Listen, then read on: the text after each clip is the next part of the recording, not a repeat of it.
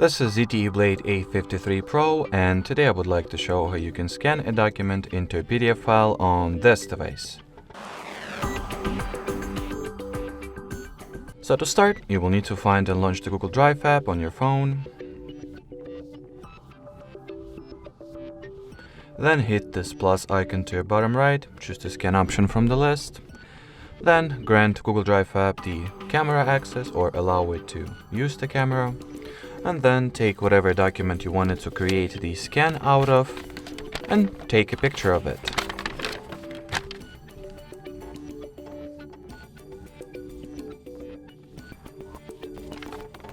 Once the picture is taken, check the result. If you're satisfied, just move forward.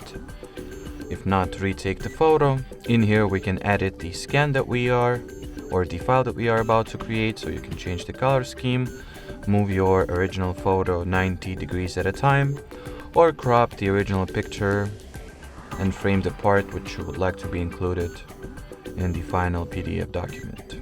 As you could have already noticed, mine was cropped incorrectly, at least automatically, so it requires some manual framing from me. So once you have framed the part that you would like to make it to your PDF file, hit the save button.